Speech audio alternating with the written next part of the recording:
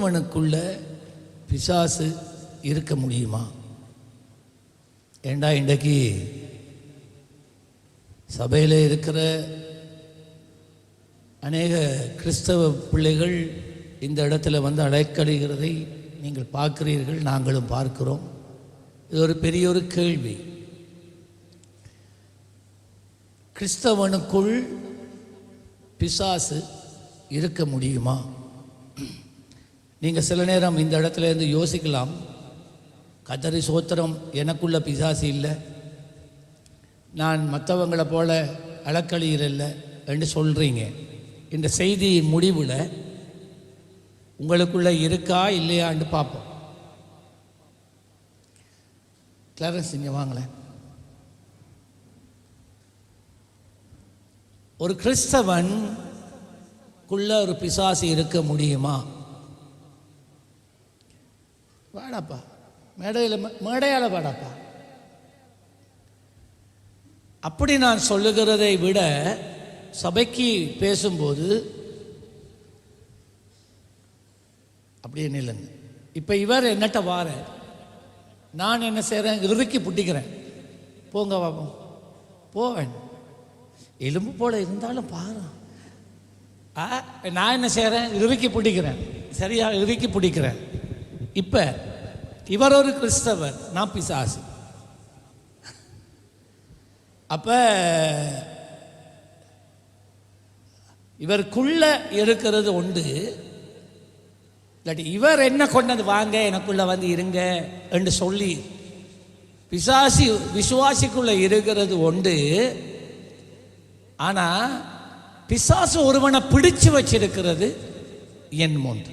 சரிதான், விளங்குதா தெரியாது, ரெண்டுக்கும் வித்தியாசம் கொஞ்சம் தான் வித்தியாசம். நான் பிடிச்சு வச்சிருக்கிறேன், இவர் ஒரு கிறிஸ்தவன், இவரை நான் ஒரு பிசாசு பிடிச்சு வச்சுட்டு இருக்கிறேன் விடாம. சரி, போயிட்டு வாங்க.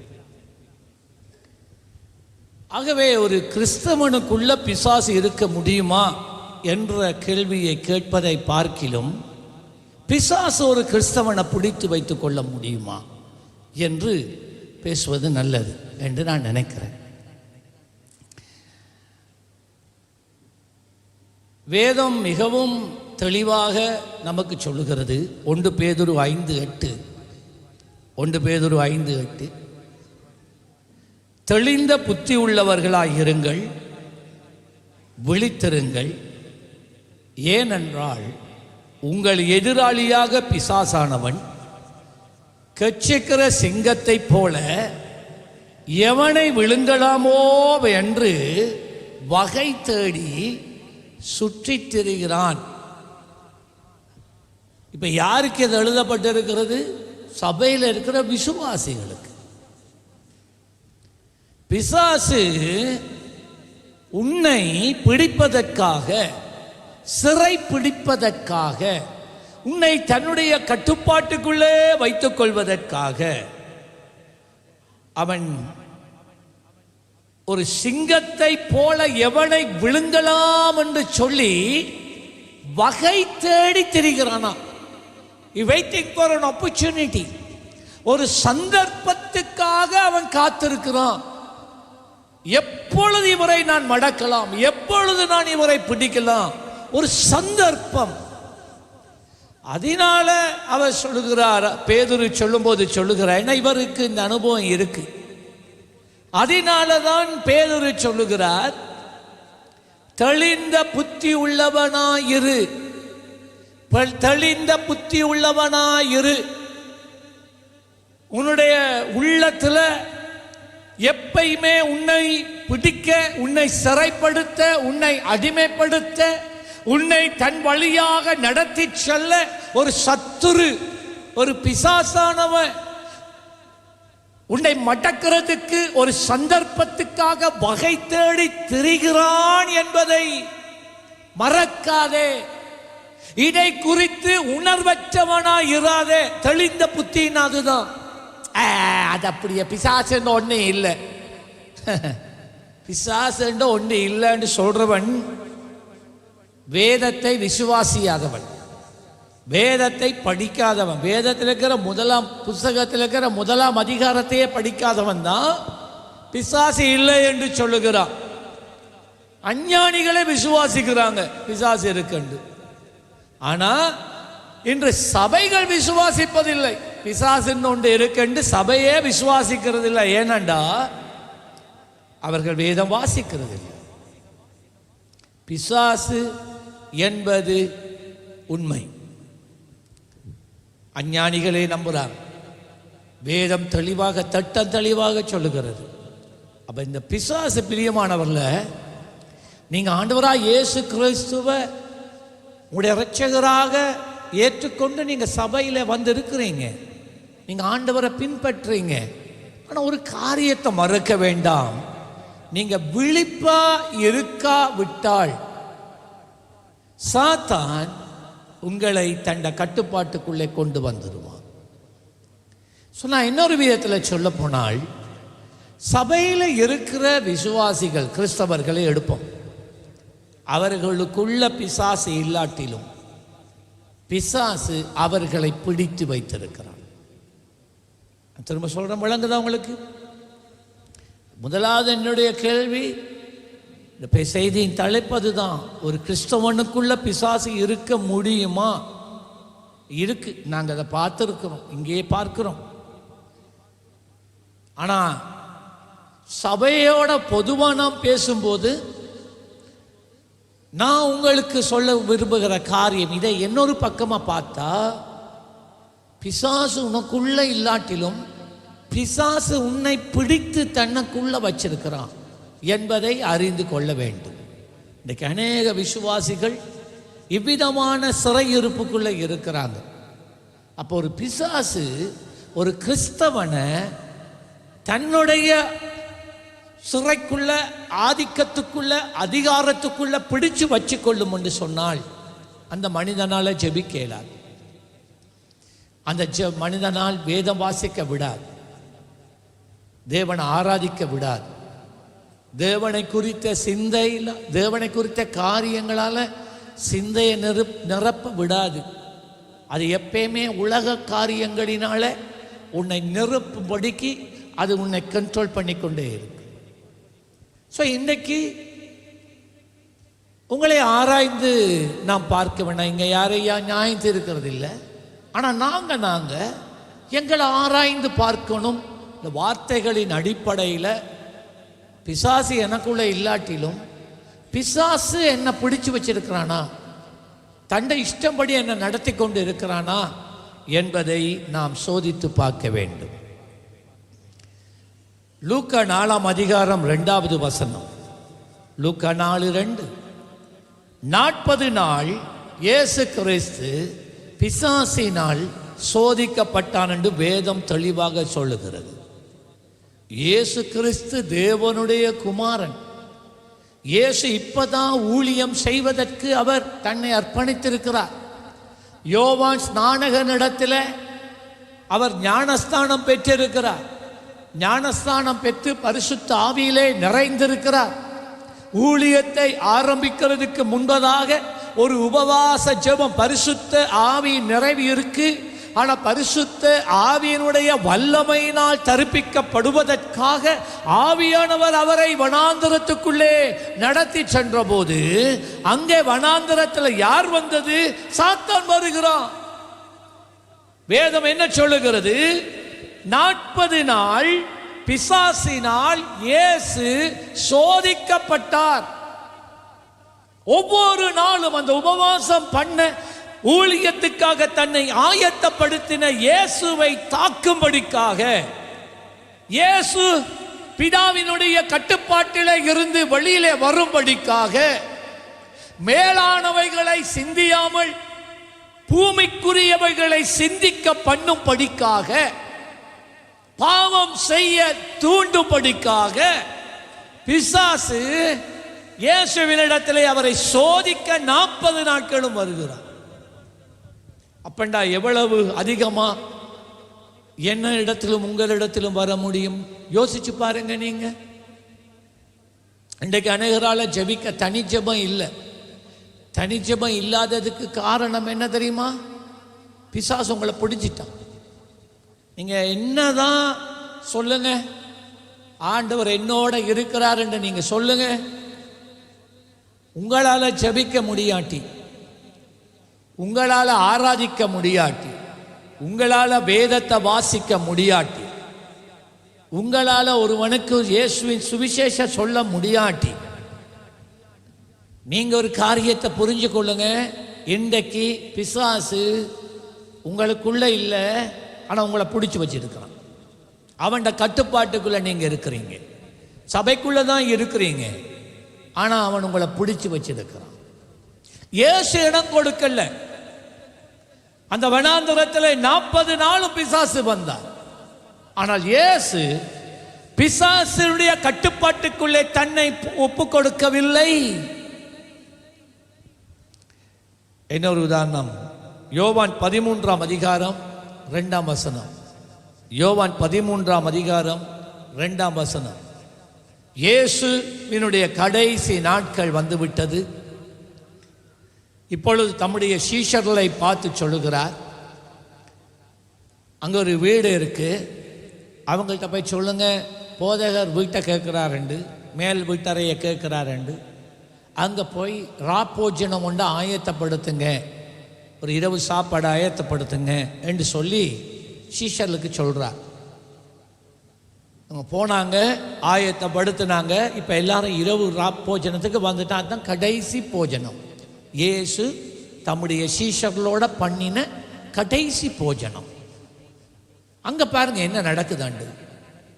யோவான் 13:2, சீமோனின் குமாரனாகிய யூதாஸ் காரியோத்து அவரை காட்டி கொடுக்கும்படி, வாசிங்க அடுத்தது என்ன, பிசாசானவன் அவன் இருதயத்தை தூண்டினான். இருதயத்தை தூண்டினான்டா பிசாசு அவனோட பேசிக்கொண்டே இருக்கிறான். இயேசுவை காட்டி கொடு, இயேசுவை காட்டி கொடு, 30 வெள்ளி காசு உனக்கு கிடைக்கும், அந்த 30 வெள்ளி காசு எடுத்தா நீ ஒரு நிலம் வேண்டலாம், ஒரு வீடு கட்டலாம். தூண்டிக்கொண்டே இருக்கிறான். இயேசுவை காட்டி கொடுக்க பிசாசுக்கு தேவை இயேசுவை கொல்றது.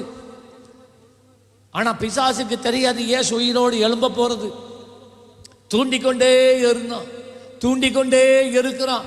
இது அன்றைக்குத்தான் தூண்ட தொடங்கினான், அல்ல முன்னே தூண்ட தொடங்கிட்டான்.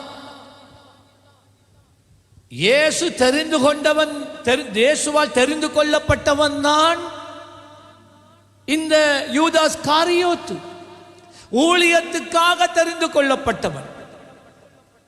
அவனுக்கு ஒரு ஊழியமே அவர் கொடுத்திருந்தார். 12 பேர்ல இவன் ஒருவன். 3.5 வருஷம் தண்ட வீடு குடும்பம் எல்லாத்தையும் விட்டுட்டு இயேசுவோட இருக்கிறான். அவனையே பிசாசு தூண்டினான் பாருங்க. இதே பிசாசு என்னையும் தூண்டுகிறான், உங்களையும் தூண்டுகிறான். யாருமே இதுக்கு விதிவிலக்கு கிடையாது. இந்த உலகத்தில் வாழும்போது அப்பப்போ பிசாசானவன் நம்மை தூண்டுவான். தேவனுடைய சித்தத்துக்கு எதிராக தீர்மானங்களை எடுக்க அவன் தூண்டிக்கொண்டே இருப்பான். எல்லாமே உங்களுடைய மனதில் தான் ஆரம்பிக்கிறது. உங்களுடைய சிந்தை மனது 2 ஒன்று. சிந்தை என்று சொல்வதும் இருதயம் என்று சொல்வதும் மனசு என்று சொல்வதும் எல்லாமே ஒன்றுதான். அதைத்தான் வந்து தூண்டுறான். தேவனுடைய சித்தத்தை நீங்கள் அறிந்ததுக்கு பிறகும் தேவனுடைய சித்தத்துக்கு மாறானதை செய்ய தூண்டிக்கொண்டே இருக்கிறான். என்ன பேச வேண்டும் என்று தெரியும், ஆனால் பேசக்கூடாததை பேச தூண்டிக்கொண்டே இருக்கிறான். இதான் பிசாசுடைய வேலை. அப்ப இவனை தூண்டி தூண்டி தூண்டி தூண்டுறதுக்கு இடம் கொடுத்துட்டான். தூண்ட தொடங்குற நேரமே இவன் ஆண்டவர பாதத்தில் வந்து விழுந்திருந்தா அவன் இந்த விதமான ஒரு நிலைக்கு போய் இருக்க மாட்டான். ஆனால் அவன் தூண்ட தூண்ட தூண்ட அவன் இருதயத்தோட, அவன் மனசோட, அவன் சிந்தையோட பிசாசு பேச பேச பேச அதை குறித்து எந்த ஒரு நடவடிக்கையும் அவன் எடுக்கல. இப்ப என்ன செய்யறான், அந்த எண்ணங்களை வச்சு ஒரு மனக்கோட்டை கட்டுறான். சரி, நான் காட்டி கொடுப்பேன். பிசாசு சொல்லி கொடுத்துருப்பான். உனக்கு தெரியும் தானே, எத்தனையோ தடவை. என்ன வேதம் சொல்லுது, யூதாஸ் காரியத்து ஒரு கள்ளன். சரியா? ஆண்டவராய் இயேசு கிறிஸ்துவினுடைய ஊழியத்தில் ட்ரெஷரர், ட்ரெஷரர், காசால ட்ரெஷரர், பொருளாளர் யூதாஸ்காரியோத்து. எல்லா காசும் யூதாஸ்காரியோத்தோட கையில தான் இருந்துச்சு. யூதாஸ்காரியோத்து ஆண்டவருக்கு வந்த காணிக்கையில களவெடுத்து கொண்டு இருந்தான். அதையும் இயேசு அறிந்திருந்தார். ஆனா ஒன்றும் பேசல. வேதமே தெளிவா சொல்லுது, அவன் ஒரு கள்ளன் உண்டு. அவன் திருடி கொண்டு இருந்த போதும் ஆண்டவர் பேசல. ஓகே, ஆனா அவன் திருடி கொண்டு இருந்தான். அவனை திருட பண்ணினது யாரு? சாத்தான். திருடு, பணத்தை திருடு, ஆண்டவருக்குரிய ஊழியத்துக்கு வந்த பணம் தான் திருடு. அவன் தண்ட பொக்கட்டுக்குள்ள போட்டு கொண்டு வந்தான். அந்த தேவனுடைய காணிக்கை எடுத்து தன்னுடைய செலவுக்கு பயன்படுத்துகிறான். சரி, இப்ப பிசாசு அவனை தூண்ட தொடங்கி வெள்ளனே தொடங்கிட்டான். இந்த பரிசேயர்கள் வந்து சொன்னாங்க 30 வெள்ளி காசு. இப்ப மணக்கோட்டை, நீ அந்த 30 வெள்ளி காசை எடுத்தா நீ ஒரு வளவை வேண்டலாம், நீ நல்ல வடிவான ஒரு வீட்டை கட்டலாம், நீ நல்லா இருக்கலாம், எதிர்காலத்தை நினைச்சுக்கோ. உனக்கு தெரியுமா யூதாஸ்காரியோத்து பிசாசு பேசுது. ஏண்டா இவர் பிசாசு பேச தூண்டுறதுக்கு விட்டுட்டாரே, நாளடைவில் அதை பேச தொடங்கிட்டு. உனக்கு தெரியுமா இயேசு சுவாமியை எத்தனையோ தடவை பிடிக்கிறதுக்கு வந்தாங்க. ஆமா ஆமா ஆமா, அவர் பிடிக்கிற வர்ற நேரம் அவர் என்ன செய்தார்? இப்படி மறைஞ்சிட்டு போயிட்டார். பாத்தியா, கேளு, நீ அவரை காட்டி கொடு, நீ 30 வெள்ளி காசை எடு, அவரை காட்டி கொடு. அவங்க அவரை பிடிக்க வர்ற நேரம் அவர் எஸ்கேப் ஆயிடுவார். காசு உனக்கு தாயினி, நீ ஒரு பிள்ளையும் செய்யல. பார்த்தீங்களா, இதுதான் யூதாஸ்காரியோத்து நினைச்சிட்டு இருந்தான். அதுதான் நடக்கும் என்று எத்தனையோ சந்தர்ப்பங்கள் வந்தது. இயேசுவை மலைகளுக்கு மேலே கொண்டு போய் கீழே தள்ளுறதுக்கு. அப்படித்தான் தீர்க்கதரிசிகளை கொலை செய்தார்கள். இயேசுவை மலைக்கு மேலே குன்றுகளுக்கு மேலே கொண்டு போய் அங்கே இருந்து தள்ளிவிட எத்தனையோ தடவை திட்டமிட்டாங்க. அந்த நேரம் வந்தோடனே இயேசுவை தேடி பார்த்தா இயேசுவை காண. அப்ப வரைக்கும் இருந்த இயேசுவை காணல, அவர் மறைஞ்சிட்டு போயிடுவார். இது நீங்க பைபிள்ல வாசிச்சு பாருங்க. சீஷர்கள் எல்லாரும் இருக்காங்க, இயேசுவை மட்டும் காணோம், அவர் மறைஞ்சிட்டார். அது பிசாசுக்கு தெரியும், யூதாஸ்காரியத்துக்கு தெரியும். அப்ப இவன் சொல்லியிருப்பான், பிளான் போடுறான், கேளு, நீ அப்படி செய்தா காசு உனக்கு வந்துடும், இயேசுவும் தப்பிடுவார், உன் மேல ஒரு குற்றம் வர. பாத்தீங்களா, இதை பில்டப் பண்ண தொடங்கிச்சு. இப்ப இந்த ராப்போஜன பந்தியில இயேசு சுவாமி சொல்றார், உங்களுக்கு 12 பேரை வச்சுட்டு சொல்றார், யூதாஸ் காரியத்தை அங்கே இருக்கிறான். உங்களுக்கு தெரியுமா, இங்க இருக்கிற எல்லாருமே சுத்தம் இல்லைன்ட்டார். 12 பேர் இருக்கிறான். அது சொன்னார், இந்த 12 பேர் தான் சீஷர்கள். அவ்வளோ பேரையும் பார்த்து சொல்றார், இங்கே இருக்கிற எல்லாருமே நீங்கள் சுத்தம் இல்லை. அப்போ எல்லா சீஷர்களுக்குள்ள பெரிய குழப்பம் உண்டாயிட்டு, யார் சுத்தம் இல்லை, யார் சுத்தம் இல்லை, யார் வேறொரு அஜெண்டாவோட இதுக்குள்ளே இருக்கிறாங்க. நானா ஆண்டவரே, நாங்கள் ஆண்டவரே, நாங்கள் ஆண்டவரே என்றெல்லாம் கேட்குறான். பேதுரு மெதுவா யோவானை தட்டி கேட்குறான், அவர்கிட்ட மெதுவா கேளு, என்ன யோவான் தான் இயேசு பக்கத்தில் எப்பயுமே இருக்கிற. பேதுரு ஏதாவது ஏற்ற கேட்டால் ஏச்சு பண்ணுறதான் அவர வழக்கம். யோவான் எப்பயுமே இயேசுவோட செல்லம் கொஞ்சிட்டு இருக்கிற ஒரு சீஷன். அதான் வேதம் சொல்லுகிறது, தேவனுக்கு அன்பான சீஷன் என்று வேதம் சொல்லுது. அப்ப இயேசுவை சொரிஞ்சு கொண்டு தான் இருக்கிற, சாஞ்சி கொண்டு இயேசுட மார்பல சாஞ்சி கொண்டு இருக்கிறவன் தான் இந்த யோவான். ஆகவே பேதுரு சொல்றான், நாம இப்ப இதுல கேள்வி எதுன்னு கேட்டா நாம சும்மா வம்புல மாட்டிடுவோம். ஆகவே மெதுவா யோவானை தட்டி கேட்கிறார், அவர்கிட்ட கேள்வி, யார் இவன் சுத்தம் இல்லாம இருக்கிறாங்க. உடனே இயேசு சொல்றார், இங்கே இருக்கிற எல்லாரில் ஒருவன் என்ன இன்றைக்கு காட்டி கொடுக்க போறான். கிட்ட கிட்ட பாரு வெளிப்பாட்டு. அந்த 12 பேர்ல 11 பேர் மனசு துடிக்குது, என்னப்பா இது, என்னப்பா இது, யார் அவரை காட்டி கொடுக்க போறாங்களோ, இவரை யார் காட்டி கொடுக்கிற. ஒருவன் மாத்திரம் கையை கட்டிட்டு உம்மனாண்டி போல இருக்கிறான். அவனுக்கு மனசாட்சியும் கிடையாது, ஒண்ணுமே கிடையாது. ஆண்டவர் நெருக்கி கொண்டு வாரார். எதுக்கு தெரியுமா, அவன் மனம் திரும்ப கையை கட்டிட்டு இருக்கிறான். ஒன்றுமே அறியாதவன் போல இருக்கிறான். அவனுக்கு நல்லா தெரியும் அவரை பற்றி தான் இயேசு பேசுறார். ஆனா மற்ற 11 சீஷர்களுக்கும் தெரியாது. பிசாசு அவனை தூண்டிக்கொண்டே இருக்கிறான். இப்ப யோவா மெதுவா கேட்கிறார், இயேசுவே யார் அந்த ஆளுன்னு சொல்லித்தாங்களே. அப்ப இயேசு அதை மறுக்கல. அவர் சொன்னார், யாருக்கு நான் முதலாவது துணிக்கையை கொடுக்கிறேனோ அவன் தான் ஆளண்டா. அப்ப சரின்னு மெதுவா யோவானுக்கு மாத்திரம் சொல்ல இயேசு சுவாமி எழும்பி துணிக்கையை உடைத்து முதலாவது யூதாஸ் காரியத்துக்கு கொடுத்தான். அதே ஒரு அடையாளம். நீ தான் எனக்கு தெரியும், நீ என்ன காட்டி கொடுக்க போறான்னு தெரியும், 30 வெள்ளி காசுக்கு என்ன விற்க போறான்னு எனக்கு தெரியும், மனம் திரும்பு, இப்பவே திரும்பு. அப்ப ஆண்டவர் எவ்வளவு சந்தர்ப்பம் கொடுக்கிறார். ஆனா பிசாசு விடுதில்லை. சபைக்குள்ளதான் இருக்கிறோம், ஊழியம் செய்து கொண்டுதான் இருக்கிறோம். ஆனா பிசாசுன்ற கட்டுப்பாட்டுக்குள்ள இருக்கிறோம். கடைசியா எல்லார காலையும் கழுவுகிறார்.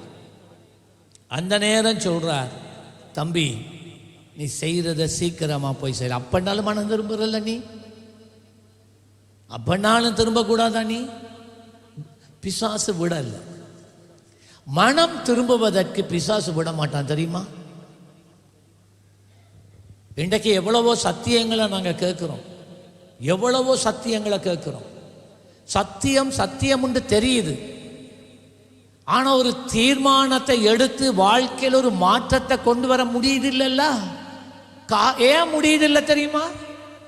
ஏன் எங்களால முடியுதில்லை? பிசாசு எங்களை பிடிச்சு வச்சிருக்கிறான். பாருங்க அடுத்த வசனம் என்ன நடக்குதுன்னு. யோவான் 13ஆம் அதிகாரம், அதே அதிகாரம் 27ஆம் வசனம். எல்லாரும் ஒன்றான் சாப்பிட்டாங்களா? இப்ப என்ன நடக்குதுன்னு பாருங்க. அந்த துணிக்கையை நான் சொன்னனே, சாப்பாடு தொடங்குது. இயேசு, இது என்னுடைய சரீரம், உங்களுக்காய் பிற்கப்படுகிற என்னுடைய சரீரம், என்னை நினைவு கூறும்படி இதை செய்யுங்கள் என்று சொன்னார். என்று போட்டு அப்பத்தை உடைச்சா, ரொட்டியை உடைக்கிறார். முதலாவது துண்டை யூதாசு கொடுக்கிறார். தெரியுமா? அந்த துணிக்கையை எடுத்த உடனே, நல்லா கேளுங்க, துணிக்கைய எடுத்த உடனே, வாசிங்க எல்லாரும் சொல்லுங்களேன். அந்த துணிக்கையை வாங்கின பின்பு எல்லாரும் வாசிங்க. என்ன? சாத்தான், சபை வாசிக்கல, சபை வாசிக்கணும், நீங்க வாசிக்கணும், உங்களுக்கு சத்தியம் தெரியணும். இயேசு கொடுத்த துணிக்கைய அவன் எடுத்த உடனே, கம்யூனியன்ல அவன் பங்கு பற்றின உடனே என்ன நடக்குது சொல்லுங்க? சாத்தான் அவனுக்குள்ள உள்ள வந்துட்டான். நல்லா கேளுங்க. ஒரு மனிதனுக்குள்ள, ஒரு விசுவாசிக்குள்ள பிசாசு உடனே உள்ள வாரதில்லை. தூண்டி தூண்டிக்கொண்டே இருப்பான், தூண்டி தூண்டிக்கொண்டே இருப்பான், தூண்டி தூண்டிக்கொண்டு இருந்து கடைசியா ஒரு நேரம் வரும்போது அவன் உள்ளுக்குள்ள வந்துடுவான். இப்ப சொல்லுங்க, விசுவாசிக்குள்ள பிசாசு வர முடியுமா? இருக்க முடியுமா? இல்லையா? முடியும். பிசாசு ஒரு விசுவாசிய தண்ட கட்டுப்பாட்டுக்குள்ள வைத்துக் கொள்ள முடியுமா? இல்லையா? உள்ள இல்ல, வெளியில இருந்து கொண்டு. இது ரெண்டையும், இந்த ரெண்டு சத்தியங்களையும் அருமையான தேவ பிள்ளைகளை நீங்க இதை அறிந்திருக்க வேண்டும். சிலருக்கு எல்லாமே நல்ல, கட்டுப்படுத்த முடியாத கோபம். அது எங்க இருந்து வருது? நல்லா ஜெபிக்கிறீங்க, நல்லா ஆராதிக்கிறீங்க, வேதம் வாசிக்கிறீங்க, ஆனா இந்த ஒரு காரியம், கட்டுக்கடங்காத கோபம். சிலருக்கு எல்லாம் நல்ல, வாயை கட்டுப்படுத்த முடியாது. வாயை திறந்தா அவ்வளவும் தான், சமாதானமே கட்டுருது. எல்லாம் நல்ல, இது ஒன்று நாக்கு மட்டும் ப்ராப்ளம். எல்லாம் நல்ல, கீழ்ப்படிய மட்டும் முடியுதில்லை. எல்லாமே நல்ல. இதுக்குத்தான் சொல்றோம், பிசாசு அவன் கட்டுப்பாட்டுக்குள்ள வச்சிருக்கு. எபேசியர் 6ஆம் அதிகாரம் 11வது வசனத்தில் அதால தான் அப்போஸ்தலனாகிய பவுல் சொல்லுகிறார், நீங்கள் பிசாசின் தந்திரங்களோடு எதிர்த்து நிற்க. பார்த்தீங்களா? நீங்க நினைக்கிற மாதிரி பிசாசானவன் நாக்க நீட்டிக்கொண்டு ரத்தம் கொட்ட அப்படி 2 பல்லு இங்க இருக்க அண்டுட்டு வர்றவான்னு நினைக்க வேண்டாம். வேதம் சொல்லுகிறது அவன் தந்திரமானவன். எப்படி ஒரு தேவனுடைய பிள்ளைய ஏமாற்றலாம் என்று அவனுக்கு தெரியும். ஒளியின் தூதனுடைய வேஷத்தை தரித்து வரும். அவன் தூதன் இல்ல, ஒளியும் இல்ல, அவன் இருளின் ஆரம்பமே அவன் தான். ஆனா எப்படி வரான்னா ஒளியின் தூதனுடைய வேஷத்தை தரித்து வருகிறான். ஆகவே அப்போஸ்தலனாகிய பவுல் சொல்லுகிறான், விசுவாசியே, பிசாசி நீங்கள் பிசாசின் தந்திரங்களோடு எதிர்த்து நிற்க திராணி உள்ளவர்களாக வேண்டும். எவ்வளவெல்லாம் சொல்றோம், உபவாச ஜெபத்துக்கு வாங்க, பைபிளில் படிப்போம். உங்களை வர உங்களுக்கு வரவு இருப்பதுனால உங்களை வர விடுதில்லை. பார்த்தீங்களா? ஏன்னா அது உங்களை பிடிச்சி இழுத்து வச்சுட்டு நிற்கிது. போகாத போகாத, சத்தியத்தை அறியக்கூடா, நீ சத்தியம் அறியாத. ஏன்னா அவனுக்கு தெரியும் சத்தியத்தையும் அறிவீர்கள், சத்தியம் உங்களை. அப்ப சத்தியம் நீங்க அறியக்கூடாது. சத்தியத்தை அறியாத படிக்கு அவன் உன்னை பிடிச்சு வைக்கிறான். நீ ஜெபிக்காத படிக்கு உன்னை சிறைப்படுத்தி வைக்கிறான். நீ தேவனை ஆராதிக்காத படிக்கு உன்னை சிறைப்படுத்தி வைக்கிறான். தேவனுடைய ஆழங்களுக்குள்ளே போகாதபடி உன்னை சிறைப்படுத்தி வைக்கிறான். ஆவிக்குரிய பரிமாணத்தில் நான் திரும்ப சொல்றதை நல்லா கேட்கணும். இந்த சபையில இருக்கிற அநேகர் நீங்கள் இந்த இடத்துல இறங்குற தேவனுடைய பிரசன்னத்தை கூட நீங்க உணர்றதில்லை. நீங்க உணர்றதே இல்லை. உங்களுக்கு உணர முடியுதில்லை. உணர்வு என்பது இல்லை. நீங்க இன்னுமா இந்த இயற்கை பரிமாணத்துல தான் இருக்கிறீங்க. அந்த உலக பரிமாணத்துல, இந்த மாம்சத்தின் பரிமாணத்துல தான் இருக்கிறீங்களே ஒழிய உங்களால ஆவிக்குரிய பரிமாணத்துக்குள்ள உட்பிரவேசிக்க முடியுதில்லை. ஏன்? நீங்க தானே எல்லாரும் படிக்கிறீங்க, உலகமெல்லாம் மறக்குதையா, உணர்வு எல்லாம் இனிக்குதையா. அர்த்தம் என்ன? படிக்கிறீங்களே பாட்டு, நாங்க தானே எல்லாம் சேர்ந்து படிக்கிறோம். உலகமெல்லாம் மறக்குதையா. மறக்குதோமா? அவ்வளோ அந்த தேவ பிரசன்னத்தில் மூழ்கிற நேரத்தில் இந்த உலக பரிமாணத்தை விட்டு கடந்து ஆவிக்குரிய அந்த பரிமாணத்துக்குள்ள உட்பிரவேசிக்கிறோமா? உட்பிரவேசித்தா இந்த பாட்டை நீங்க படிக்கலாம். இந்த உலக பரிமாணத்துக்குள்ளேயே இருந்து கொண்டு உலக உணர்வுகளினாலும் உலகத்தின் சித்தத்தினாலும் உலகத்தினுடைய இச்சைகளினாலும் ஆக்கிரமிக்கப்பட்டு நிறைந்தவர்களாய் இருந்து கொண்டு பாட்டை மட்டும் வாயால விடாம படிக்கிற உலகம் எல்லாம் மறக்குதையா அப்படி சொல்லிக்கொண்டு நீ போனை பார்த்துட்டு இருக்கிறா. என்னையா நீ சொல்ற? யார்கிட்ட போயிட்டு நீ சொல்ற இந்த கதையை? ஆண்டவட்ட கையில போன், ஃபேஸ்புக் ஆன். இந்த ஃபேஸ்புக்க ஆலயத்துக்குள்ளே இருந்து பார்த்து கொண்டு உலகம் எல்லாம் மறக்குதான். யோசிச்சு பாருங்களேன், நாங்க எங்க இருக்கிறோம்? இன்னைக்கு நாங்க எங்க இருக்கிறோம்?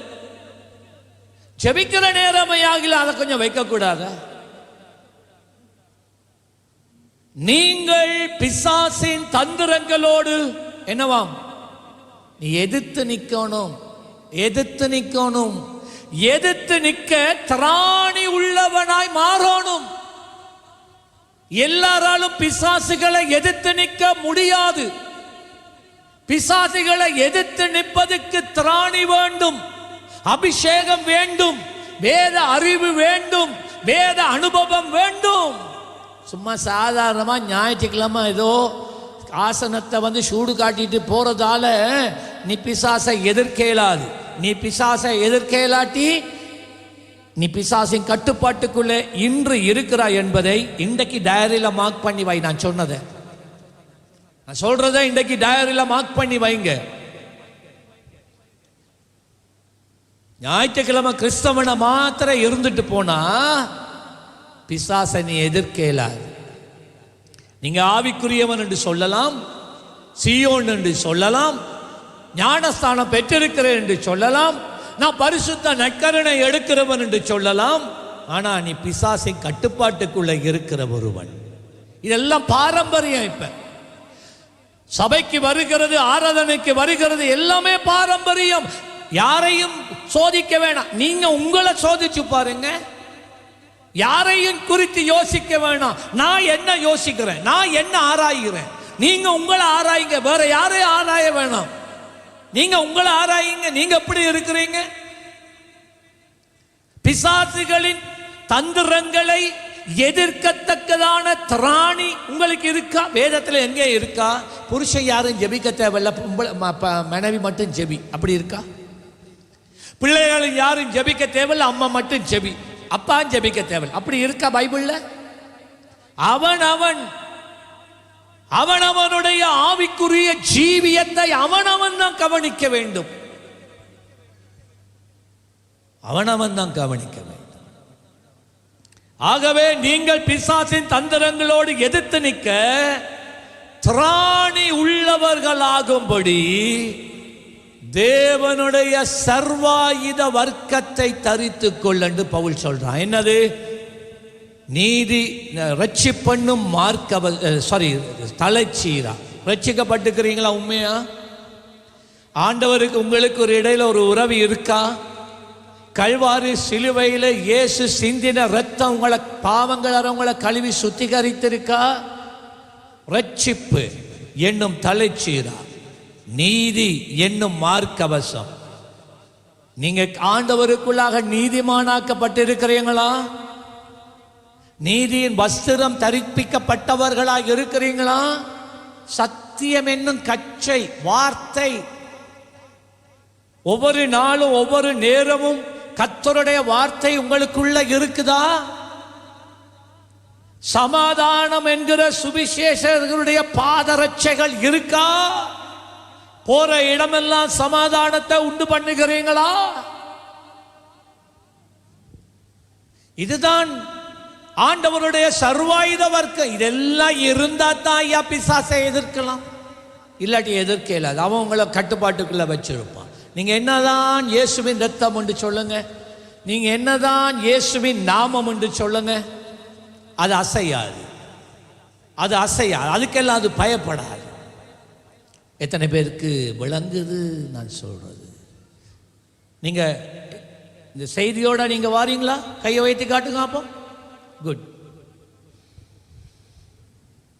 நீங்க ஆண்டவராகிய இயேசு கிறிஸ்துவை உண்மையாக முழு மனதோட உங்களுடைய தேவனாக இரட்சகராக ஏற்று உங்களுடைய வாழ்க்கையை அவருக்கு ஒப்புக் கொடுக்கிற நேரம் நல்லா கவனிக்கணும்.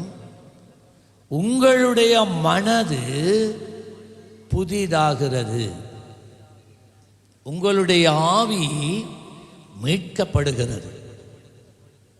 இப்ப நல்லா கேளுங்க. மனிதனுக்குள்ள 3 கூறு இருக்கு: ஆவி, ஆத்துமா, சரீரம். ஆவிதான் தேவனோட உறவாடுது. இந்த ஆத்துமா பாருங்க, இதுதான் உண்மையான ரொஷான். நீங்க பார்க்கிறது இந்த சரீரம், இது ரொஷான். இந்த ரொஷான் என்கிற ஆத்துமா தங்கி இருக்கிற வீடு தான் இந்த சரீரம். நான் எப்ப மறிக்க போறேனோ அப்ப நீங்க என்ன ரொஷான் என்று கூப்பிட மாட்டீங்க, பாஸ்டர் என்று கூப்பிட மாட்டீங்க. நீங்க சொல்லுவீங்க பாடி, பாடி என்று சொல்லுவீங்க, பிணம் என்று சொல்லுவீங்க. இந்த சரீரத்துக்கு, இந்த உருவ அமைப்புக்கு ஒரு குணாதிசயத்தை, ஒரு தற்சொரூபத்தை கொடுப்பது இந்த ஆத்துமா தான். மிகவும் முக்கியம். என்னுடைய குணம் என்று சொல்றோமே, அந்த குணம் என்ற ஆவியில இல்லை, அந்த குணம் முழுவதும் என் ஆத்துமாவில் தான் இருக்கு. இப்போ நான் சொல்றது ஒன்றை கேளுங்க. எங்களுக்குள்ள ஒரு பெரிய யுத்தம் எப்பயுமே நடந்து கொண்டு இருக்கு. அந்த யுத்தம் எதுக்குன்னா ஆவிக்கு, நமக்குள்ள இருக்கிற ஆவிக்கும் எங்களுக்குள்ள இருக்கிற ஆத்மாவுக்கும். பிசாசினால எந்த மனிதனுடைய ஆவியையும் பிடிக்க முடியாது. ஏனென்றால் ரட்சிக்கப்பட்டவன் தான் கிறிஸ்தவன். அவன் இயேசு கிறிஸ்துவின் இரத்தத்தால் கழுவப்பட்டு தன் வாழ்க்கை ஆண்டவருக்கு ஒப்பு கொடுத்ததினால அவனுடைய ஆவி புதுப்பிக்கப்பட்டுட்டு, அந்த ஆவி தேவனோட இணைஞ்சிருக்கு. அதோட போயிட்டு சாத்தான் சேட்டை விட இயலாது. ஆனா நமக்குள்ள ஒரு ஆத்துமா இருக்கு. ஒன்று எங்கட சரீரத்தை எங்கட ஆவி கண்ட்ரோல் பண்ணணும், அப்படி இல்லை எங்கட ஆத்துமா கண்ட்ரோல் பண்ணணும். கூடுதலாக ஒரு மனிதனுடைய சரீரத்தை, சரீரம் வாழ்வை கட்டுப்படுத்துவது அந்த மனிதனுடைய ஆத்துமா. கரெக்டா?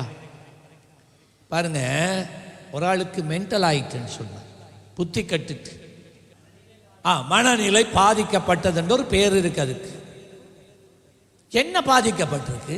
சரீரமா, மூளையா? மனநிலை, மனசு, ஆத்துமா, அதுதான் பாதிப்படைஞ்சிருக்கு. அந்த மனசு பாதிக்கப்பட்டதினால அந்த பாதிக்கப்பட்ட மனசு இந்த சரீரத்தையும் பாதிப்புக்குள்ளாக்குது.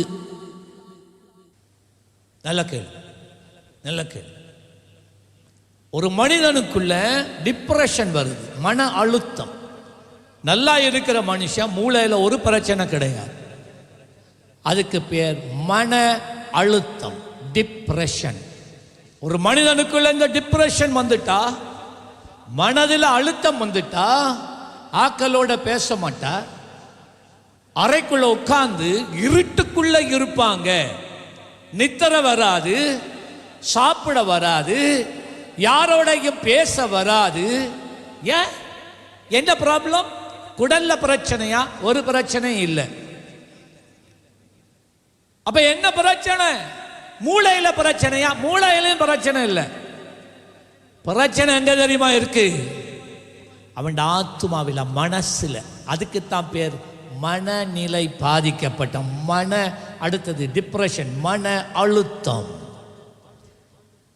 அப்ப இந்த வைத்தியசாலைக்கு போன அவன் என்ன செய்றான்?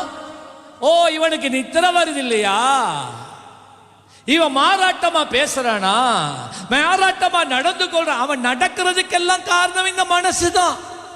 ஆகவே அவன் விஞ்ஞான ரீதியாக மனிதனுடைய மூளையை தண்ட கண்ட்ரோலுக்கு மருந்துகளினால எடுக்க வச்சு படுக்க வைக்கிறான் அந்த மனுஷன். சும்மா நல்லா இருக்கிற நரம்புகளுக்கு மருந்து கொடுத்தா என்ன வரும்? நல்லா இருக்கிற மூளையில் இருக்கிற நரம்பெல்லாம் கெட்டு போயிடும். நான் உத்தரவாதத்தோட பேசுறேன். பிரச்சனை இருக்கு மூளையில இல்ல, பிரச்சனை இருக்கு மனசுல. நானா போட்டா மனநிலை பாதிப்புண்டு, நான் போடல, அவன் தான் போட்டா மனநிலை பாதிப்பு. உன் மனநிலை பாதிப்புண்ட ஏன் மூளைக்கு, சரீரத்துக்கு போய் மருந்து போடுறா? விளங்கிக் கொள்ளுங்க பிரியமானவர்களை. கொஞ்ச நேரத்துக்கு முதல் ஒரு மகளை கண்டீங்க. அவங்க என்ன சொன்னாங்க? தகப்பன் பிறந்ததுல இருந்து இந்த மகள் மனநிலை பாதிக்கப்பட்டிருக்கிறார். அப்படியா? ஆண்டவர் சுகமாக்க வல்லவர். நாம செபிச்சோம். என்னத்தை கண்டீங்க சொல்லுங்க? பிசாசு. அப்ப அவளுடைய மனதுல தெளிவில்லாத, புத்தி தெளிவு இல்லை. அவளுக்குள்ளே கொண்டு வந்தது வியாதியா இல்லாட்டி பொல்லாத அசுத்தாவியா? சொல்லுங்க.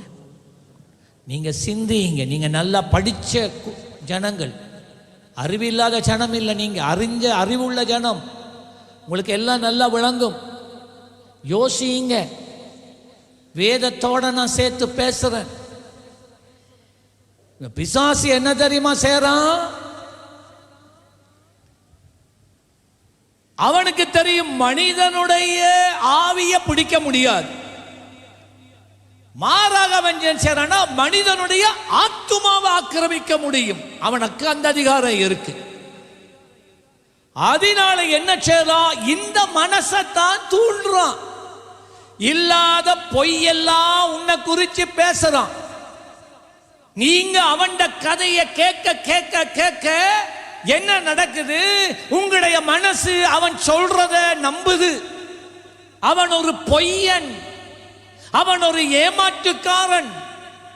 நான் ஆதியாகமம் 3ஆம் அதிகாரத்துக்கு உங்களை கொண்டு போகிறேன். ஏதேன் தோட்டத்துக்கு நான் உங்களை கொண்டு போகிறேன்.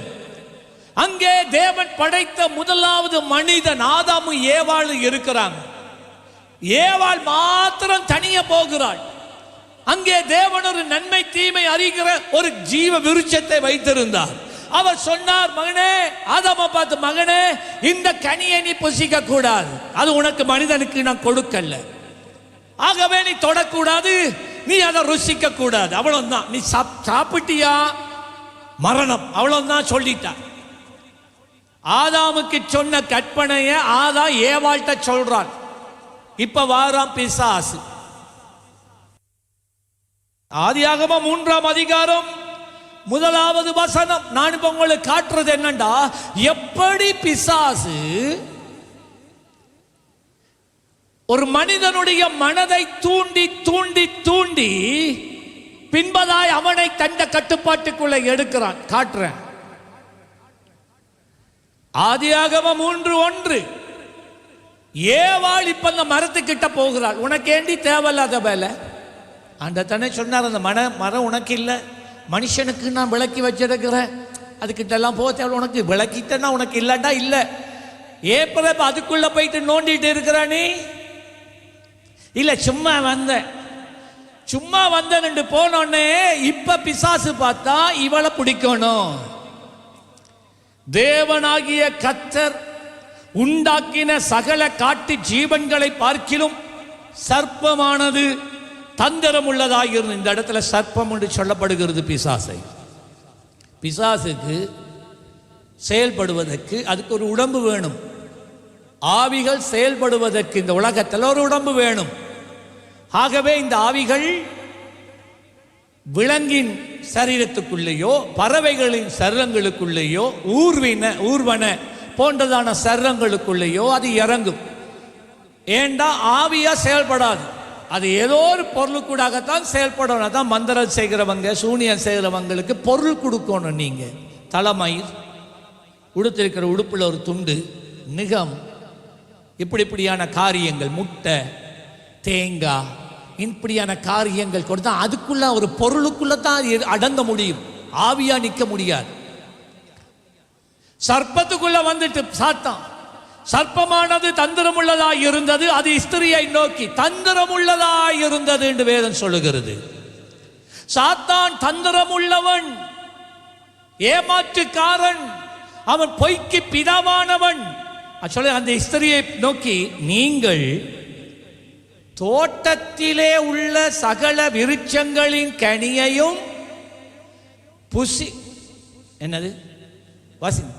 புசிக்க வேண்டாம் என்று. நல்ல கேளுங்க, இந்த பிசாசு எப்படி ரவுண்ட் அபவுட் பண்ணி ஏவாள தண்ட வசீகரத்துக்குள்ள கொண்டு வரான் என்றதை தூண்டுறதை பாருங்க.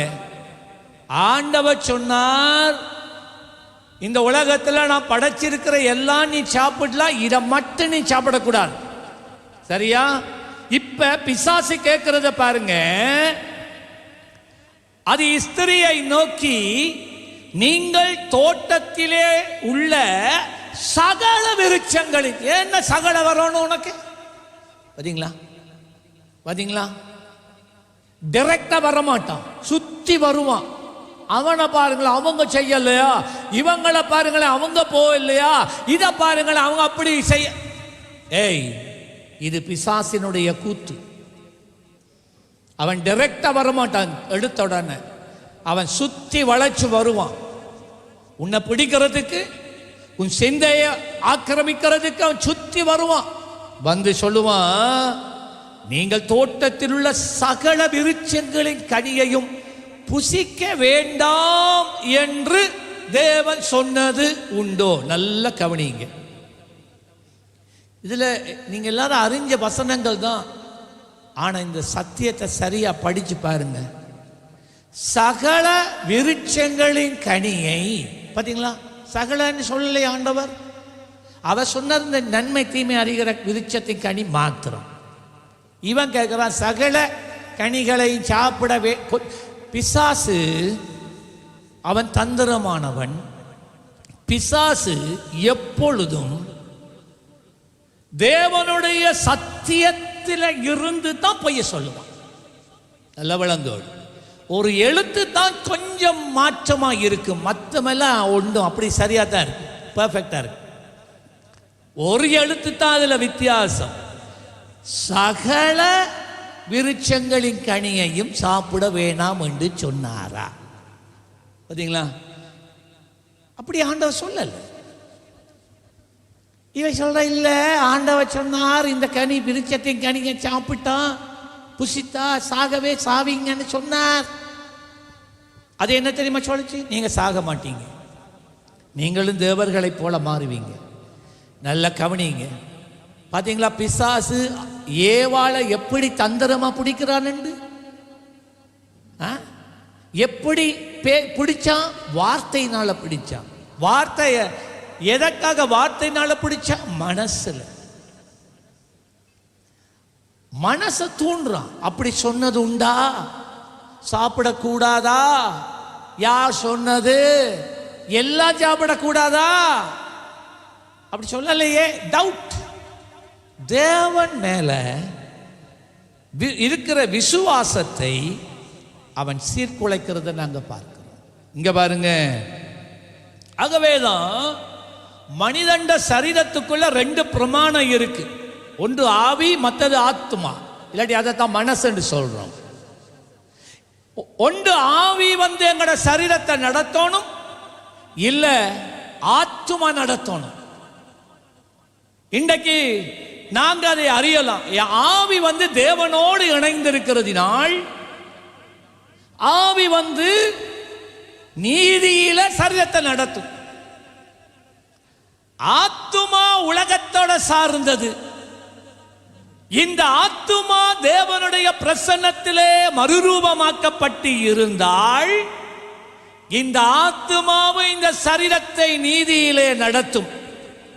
ஆனால் இந்த ஆத்துமாவுக்கு நீதி பிரமாணம் இல்லாட்டி தேவனுடைய வார்த்தையை கேட்டு ஆராதனையில பிரசன்னத்தில் இந்த ஆத்துமா மறுரூபமாக ஆட்டி இந்த ஆத்துமா பிசாசின் கண்ட்ரோலுக்குள்ள இருக்கு.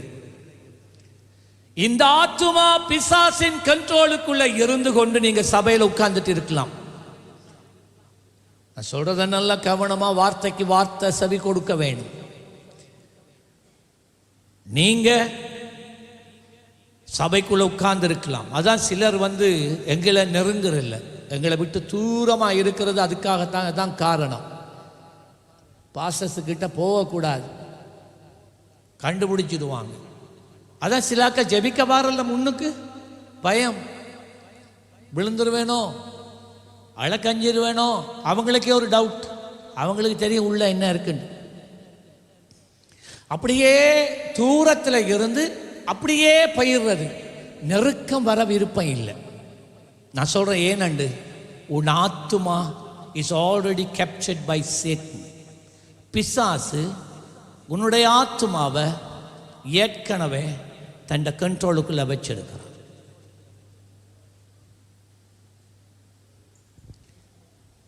யாக்கோபு 1:14 அவன் தன் தன் சுய இச்சையினால இழுக்கப்பட்டு சிக்குண்டு அவன் தன் தன், யாரையும் நாம் சாட்ட முடியாது. அவன் தன் தன் அம்மாட ஆத்துமாவை வச்சு உன்னை பிசாசு தாக்க இயலாது. உன்னுடைய ஆத்துமாவை வச்சு தான் உன் சரீரத்தை அவன் தாக்க முடியும். உன்னுடைய ஆத்துமா சரியா இருந்தா அம்மாட அப்பாட சகோதரத்தோட கணவர மனைவியிட பிள்ளைகளோட ஆத்துமா கரப்பட்டு இருந்தாலும் அவர்கள் என்ன பேசினாலும் உங்களுடைய ஆத்மா உடனடியாக கண்டுபிடிச்சு சொல்லும். உங்களோட ஆத்மா தேவனோட சரியா இருந்தா யாருதான் உங்களை பிசாசு அவர்களுக்கு கூட என்னதான் உங்களை உணர்த்தினாலும் நீங்க சொல்லுவீங்க, இல்லை இதுதான் சரி, இதுதான் சித்தம், இதுதான் வழி, நான் அதுக்கு இணங்க மாட்டேன். அவ்வளவுதான். நல்ல விளங்கிக் கொள்ளுங்க. அவனவன் தன் தன் சுய இச்சையினால் இழுக்கப்பட்டு சோதிக்கப்படுகிறான். இப்ப ரோமர் 7ஆம் அதிகாரம் 23ஆம் வசனத்துல அப்போஸ்தலனாகிய பவுலோட வாழ்க்கையில் ஒரு பெரிய போராட்டம் நடக்குது. அவன் சொல்றான், நான் எந்த நன்மையை செய்ய விரும்புகிறேனோ, நல்ல கேளுங்க, நான் எந்த நன்மையை செய்ய விரும்புகிறேனோ அதை நான் செய்யாமலே போய்விடுகிறேன். நல்ல கேளுங்க, நான் என் வாழ்க்கையில எந்த நன்மையை செய்ய விரும்புகிறேனோ நான் செய்ய வேண்டும் என்று இருக்கிறேன், ஆனால் நான் செய்ய முடியாமல் போய்விடுகிறேன். ஜெபிக்கணும் என்று நினைக்கிறேன், ஜெபிக்க வருதில்லை. வேதம் வாசிக்கணும் என்று விரும்புகிறேன், தீர்மானிக்கிறேன், ஆனால் வாசிக்கிறது இல்லை. தேவனை நெருங்கணும் என்று விருப்பம் இருக்கு, ஆனால் இன்னும் என்னால் முடியுதில்லை நெருங்க.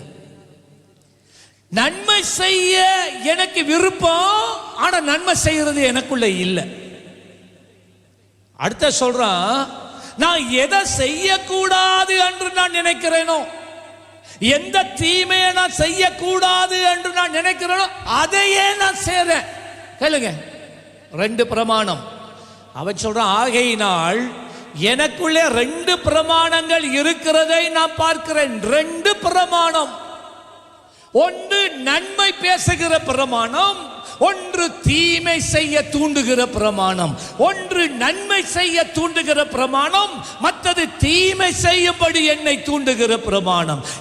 இவற்றை இரண்டுக்கும் நடுவிலே நான் நின்று போராடுகிறேன் என்று அப்போஸ்தலனாகிய பவுல் சொல்லுகிறான்.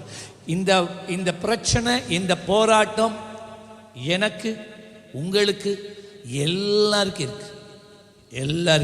யாருமே தப்பித்துக் கொள்ள முடியாது. நீங்க எவ்வளவு பெரிய பழைய விசுவாசியா இருக்கலாம், எவ்வளவு பெரிய ஊழியக்காரனா இருக்கலாம், இந்த 2 பிரமாணங்களும் ஒன்றுக்கொன்று எங்களுக்குள்ளே அது போராடி கொண்டு தான் இருக்கு. ரோமர் 7:23, ஆகிலும் என் மனதின் பிரமாணத்துக்கு, பாத்தீங்களா, மனசின் பிரமாணம், மனது, இருதயம், என் எண்ணங்கள், என் சிந்தனை, என் மனதின் பிரமாணத்துக்கு விரோதமாய் போராடுகிற வேறொரு பிரமாணத்தை என் அவயவங்களில் பார்க்கிறேன். அது என் அவயவங்களில் உண்டாகியிருக்கிற பாவ பிரமாணத்துக்கு என்னை சிறையாக்கி. அந்த ஆத்துமா சொல்லுது, நான் என்ன செய்ய கூடாது என்று இருக்கிறேன்னா அதையே நான் செய்றேன். அது பாவ பிரமாணம். நீதியை செய்ய விடாது, பரிசுத்தமானதை செய்ய விடுதில்லை, அது பாவத்தையே செய்ய தூண்டுது.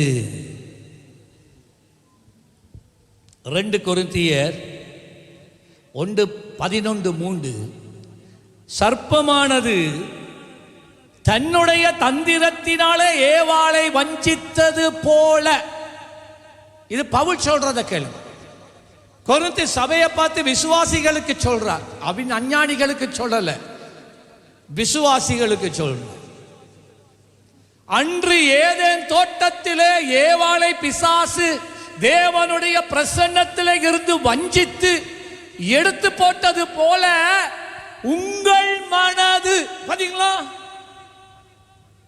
உங்கள் மனது, ஆவி இல்ல, மனசு, உங்கள் மனதும் கிறிஸ்துவை பற்றிய உண்மையிலே இருந்து விலகும்படி கெடுக்கப்படுமோ என்று பயந்திருக்கிறேன். ஞாயிற்றுக்கிழமை ஆராதனைக்கு போகத்தானா வேணும்? கட்டாயமா போகத்தானா வேணும்? போகாட்டி என்ன? சரியான நேரத்துக்கு தானா போகணும். போகாட்டி என்ன? தசமபாகம் கொடுக்கத்தானா வேணும். கொடுக்காட்டி என்ன? ஜெபிக்கத்தானா வேணும். ஜெபிக்காட்டி என்ன? வேதம் வாசிக்கத்தானா வேணும். வேதம் வாசிக்காட்டி என்ன? இதுதான் இந்த போராட்டம். இதுதான் இந்த போராட்டம். இன்றைக்கு பிசாசு உன்னோட போராடி கொண்டு இருக்கு. பரிசுத்தமா வாழணுமா? யாராம் வாழ்றான் பரிசுத்தமா? ஏன் போயிட்டு நான் பரிசுத்தமா வாழணும்? எல்லாரும் தானே பொய்ய சொல்றான். ஏன் நான் மட்டும் உண்மையா பேசணும்? எல்லாரும் தானே களவெடுக்கிறான். ஏன் நான் மட்டும் களவெடுக்காம இருக்கணும்? எல்லாரும் செய்றாங்களே, நான் செய்தா என்ன? எல்லாரும் அப்படி பேசுறாங்களே, நான் பேசினா என்ன? இப்படித்தான் பிசாசு வாரான். இப்படிதான் பிசாசு வந்து தூண்டுறான். ஒரு காலத்துல நம்முடைய ஆத்துமா தேவனோடு இணைக்கப்பட்டு இருந்தது, வார்த்தையோடு இணைக்கப்பட்டு இருந்தது. ஆகவே எங்களுடைய ஆத்துமா முழுவதும் மறுரூபமாகப்பட்டிருந்ததினால எங்களுடைய வாழ்க்கை பரிசுத்தம் உள்ளதும் தேவனுக்கு பிரியுமானதாய் இருந்தது. அவருக்கு சித்தமானதையே செய்தோம். மிகுந்த நெருக்கத்தின் மத்தியிலும், எதிர்ப்பின் மத்தியிலும், போராட்டங்கள் மத்தியிலும் அவர் சித்தத்துக்கு எங்களை ஒப்பு கொடுத்தோம். புறக்கணிக்கப்பட்டா என்ன, அவதூறாய் பேசப்பட்டால் என்ன, நமக்கு என்ன? அவர் சித்தம் தான். ஏண்டா ஆத்துமா தேவனோட இணைஞ்சு மறுரூபமாக இருந்துச்சு. அதுதான் பவுல் சொல்றா இந்த சபையை பார்த்து, நீங்க ஒரு காலத்துல இரத்த சாட்சியா கூட மறிக்கிறதுக்கு நீங்க அஞ்ச இல்லை. இவ்வளவு வல்லமையா நீங்க தேவனுக்குள்ள வளர்ந்தீங்க. ஆவிக்குரிய வரங்கள் எல்லாம் இந்த கொரிந்து சபையிலே காணப்பட்டது. ஜனங்கள் ரட்சிக்கப்பட்டாங்க. பெரிய காரியங்கள் நடந்து கொண்டே இருந்தது. கொஞ்ச காலத்துக்கு பிறகு அவன் சொல்றான், இந்த முன்னே இருந்த வைராக்கியம், முன்னே இருந்த பரிசுத்தம், முன்னே உங்களுக்குள்ள இருந்ததான் அர்ப்பணிப்பு, பிரதிஷ்ட வாழ்க்கை இல்லாம போயிட்டே. வேத அறிவு இல்லையே, வேதத்தை படிக்க வேண்டும் என்கிற வாஞ்சை இல்லாம போயிட்டே. ஆராதிக்கணும், ஜெபிக்கணும், உபவாசம் பண்ணணும் என்றது இல்லாம போயிட்டுதே. அதான் அவன் சொல்றான், சர்ப்பமானது தன்னுடைய தந்திரத்தினாலே ஏவாளை வஞ்சித்தது போல. இப்ப நல்லா கேளுங்க, உங்கள் மனதும் கிறிஸ்துவை பற்றிய உண்மையிலே சத்தியத்தில் இருந்து விலகும்படி கெடுக்கப்படுமோ என்று நான் பயந்திருக்கிறேன். ஒரு காலத்துல வைராக்கியமா கர்த்தருக்காக பேசினவங்க அதெல்லாம் இல்லாம போயிட்டு, அதெல்லாம் போயிட்டு. 1 பேதுரு 1:13, ஆகையால் நீங்கள் உங்கள் மனதின், எல்லாம் சொல்லுங்க என்னது, எல்லாம் சொல்லுங்க என்னது, உங்கள் மனதின் அறையை கட்டிக்கொண்டு தெளிந்த புத்தி உள்ளவர்களாயிருந்து இயேசு கிறிஸ்து வெளிப்படும் போது உங்களுக்கு அளிக்கப்படும் கிருபையின் மேல் பூரண. எபேசியர் 6ஆம் அதிகாரம் 6-12வது வசனத்துல, மாம்சத்தோடும் இரத்தத்தோடும் நமக்கு போராட்டம் இல்லை. நல்லா கேளுங்க, உங்களுடைய வாழ்க்கையில உங்களுடைய ஆத்மாவை கெடுக்கிறதுக்கு மனிதர்கள் தான் வருவான். இன்னொரு உதாரணத்தை காட்டி இந்த வசனத்துக்கு நான் வர. மத்தேயு 16ஆம் அதிகாரம் 23ஆம் வசனம். இயேசுவோட கூட இருந்த பேதுரு அதுக்கு முதல் தான் ஒரு பெரிய வெளிப்பாட்டை பெறுறான். இயேசு கேட்கிறார், என்ன பற்றி என்ன சொல்றாங்க? அப்ப ஒரு ஆக்க சொல்றான், சிலாக்க சொல்றாங்க நீங்க தான் எலியாவாம். இன்னொருவன் சொன்னா, என்ன சிலாக்க சொல்றாங்க நீங்க தான் நாம் மோசேயாம். நீங்க என்ன சொல்றீங்கன்னு திரும்பி தம் சீஷரிடத்துல கேட்டபோது பேதுரு சொன்னான், நீர் ஜீவனுள்ள தேவனுடைய குமாரனாகிய கிறிஸ்து. சரியான அஸ்திபாரம், அதுதான் சரியான வெளிப்பாடு, சத்தியம். இயேசு திரும்பி சொன்னார், இது மாம்சமும் இரத்தமும் உண்ட உலக ஞானத்தினால பேசல, இது தேவன் உனக்கு வெளிப்படுத்தினார். ஆமென் சொல்லுங்களேன். இந்த கூற்றின் மேலே என் சபையை நான் கட்டுவேன். இயேசு கிறிஸ்து நபி அல்ல, தீர்க்கதரிசி அல்ல, அவர் மேசியா, அவர் உலகத்தின் இரட்சகர், அவர் திருத்துவத்தின் 2வது நபர், அவர் தீர்க்கதரிசி அல்ல. சரியா பிடிச்சு கொள்ளணும். இந்த இயேசு மனுக்குலத்தை மீட்க வந்த தேவனுடைய குமாரன். இயேசு மரித்தார், இயேசு அடக்கம் பண்ணப்பட்டார், இயேசு 3வது நாள் உயிரோடு எழுந்தார். இயேசுவே கர்த்தர், அதுல மாற்று பொருள் கிடையாது. நபி அல்ல, தீர்க்கதரிசி அல்ல, இயேசு கிறிஸ்து, அவர் நசரேனாகிய இயேசு கிறிஸ்து. ஆமென் சொல்லுங்களேன். இந்த இதெல்லாம் சபையை கட்டுவேன் என்று சொன்னார். இதுதான் சபை கட்டப்பட்ட அஸ்திபார். உடனே சுவாமி அதில் இருக்கு. பிறகு சரி, இந்த பிள்ளைகள் எல்லாம் வெளிப்பாட்டை பெற்றுட்டாங்க. அடுத்தபடி சொல்றான், நான் எருசலேமுக்கு போகணும், நான் காட்டி கொடுக்கப்படுவேன், நான் சிலுவையில் அறையப்பட போகிறேன். உடனே பேதுரு இயேசுட கொளற பிடிச்சிட்டான். இங்க வேறும் இப்ப அவரு கொம்பு வந்துட்டு பாருங்க. இப்பதானே பெரிய ஒரு வெளிப்பாடு வந்தது. இயேசு அங்க இழுத்துட்டு கொண்டு போயிட்டு சொல்றான், இயேசுவே, அந்த எருசலேம் கதை, கொல்லப்படுற கதை, சிலுவையில தொங்குற கதை இனிமேல் உம்முடைய வாயிலிருந்து வரக்கூடாது. நீ சாகிறது இல்லை. கேளுங்க, இயேசு முதலாவது இவனுடைய வாயிலே இருந்து வந்த வார்த்தைகள் தேவனுடைய வெளிப்பாடு என்பதை அறிந்தவர். இப்ப பிசாசு பேதுரு கூடாக பேசுகிறார் என்பதை அறிந்தார். நல்ல கேளுங்க, நான் என்ன சொல்ல வாரும் தெரியுமா? அப்ப உடனே இயேசு பேதுருவை பார்த்து சொன்னா, அப்பாலே போ சா. என்ன பேதுரு சாத்தானா? இல்லை. பேதுரு, நீ பேசுறிய, உனக்கூடாக பேசுறது நீ இல்லை, பிசாசு. நான் உங்களுக்கு என்ன சொல்ல வாரேன் தெரியுமா? உங்களோட கூட குடும்பத்தில் இருக்கிறவங்க, சொந்த குடும்ப அங்கத்தவர்கள், சொந்த சகோதரங்கள், வேலை செய்கிற இடத்துல இருக்கிற நபர்கள், உங்களோட நல்ல ஃப்ரெண்ட்ஸ், அவங்க பேசுறது சில நேரம் உங்களுக்கு இதமா இருக்கும். உங்க மேல பெரிய கருசனையா இருக்கிற மாதிரி பேசலாம். நல்லா கேளுங்க, பிசாசு தந்திரம் உள்ளவன். தேவன் உங்களுடைய வாழ்க்கையில வச்சிருக்கிற திட்டத்தையும் நோக்கத்தையும் சீர்குலைக்கும்படிக்காய் மனிதனுக்கூடாக பேசுவான். ஜாக்கிரதை. ஒருக்கா பேசுவாங்க, 2 தரம் பேசுவாங்க, 3 தரம் பேசுவாங்க, கால் எடுத்து பேசுவாங்க, SMS போட்டு பேசுவாங்க, எல்லாம் பேசிக்கொண்டே இருப்பாங்க. தங்கட வழிக்கு நீங்க வரும் வரைக்கும் பிசாசு. அப்படிப்பட்டவர்களை விட்டு விலகு என்று வேதம் தெளிவாக சொல்லுகிறது. இப்படிதான் பிசாசு என்று பலரை தன்னுடைய வலையிலே சிக்க வச்சிருக்கிறான். பலர் அவங்களுக்குள்ள பிசாசு இல்லை, ஆனா அவங்க பிசாசின் கட்டுப்பாட்டுக்குள்ள இருக்கிறாங்க.